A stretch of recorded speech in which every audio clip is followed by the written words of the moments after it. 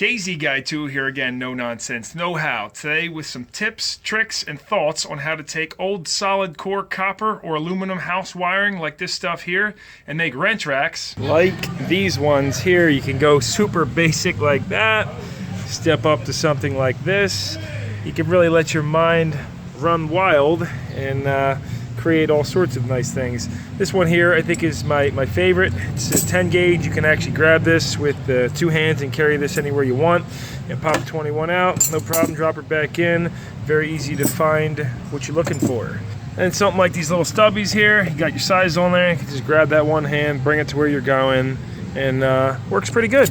Truth be told, I'm no expert in making these racks, but I'm gonna make this video anyway to give you some tips and tricks on how to do so. Your end product's really gonna vary depending on your artistic abilities, how much time you have on your hands, and if you're a perfectionist or not. Here in my home toolbox, I have a few experimental prototypes here. The most basic thing you could possibly do is coil the wire straight through like that. You're going to end up with varying gaps sitting on the top here. And this is your most basic version, but you're not going to get any lateral stability for the wrenches, and it's not going to hold them that firmly and nice. Now on this prototype here, you could see I tried doing bigger loops in the back and smaller loops down here using a cone shape I'll show you later in this video. And then after coiling this side, I kind of flattened them out and spread them out and linked it together with some brake line in the back, and that's going to give the wrenches their lateral stability. Once I make a coil for these, you go from this to taking up only that much space like that. Of course, for some of your taller wrenches, you're not going to be able to use this method with the shallow drawers, otherwise they're just going to hit the top when you try to close the door. All right, now I'll give you an example real quick on making one of these racks. But first, let's talk about the materials you're going to use. The cheapest way to go about this is getting yourself some used Romex house wiring. Take a razor blade, slit it open, pull the sheathing off, and get your strands out of here. In my opinion, white is going to be the best color to use because then you can actually write the wrench sizes right on there. As far as wire gauge goes, if you look on your Romex, you're going to see it on there. See, this is 12.3. I've found 12 gauge is going to be the best to use, in my opinion, because if you use something like 14 gauge like this, it's really just too springy, lightweight, and it's not going to hold. If you use 10 gauge, it is good. It's good stuff, but it's a lot harder to work with and get perfectly round and true. But again, I found 12 gauge, holds its shape pretty good. It's fairly strong. You pull it out, it springs right back. And if you're just leaving these racks in your box, this is going to work just fine for you. All right, let's say I wanted to make a rack for these 7 wrenches right here. The most basic way is going to get yourself a bar like this or an old axle. Anything will work really. And then just start wrapping it around very carefully and go, 7 times. Just try to keep it nice and neat for you.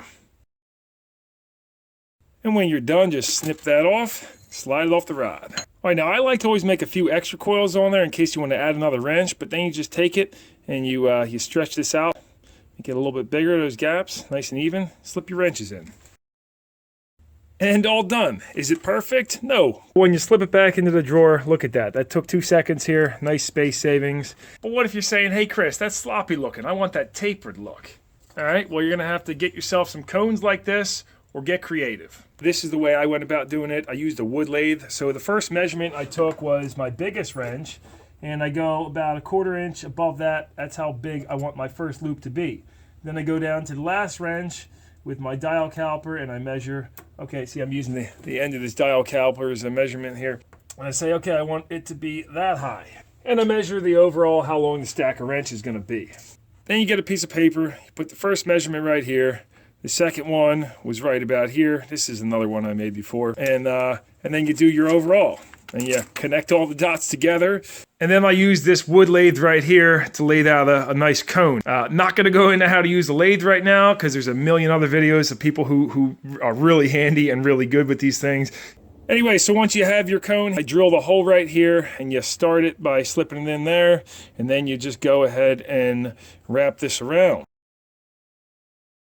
All right, now we ended up with a decent little product here. It's got a nice taper to it, looks pretty clean, but what if you want it even cleaner?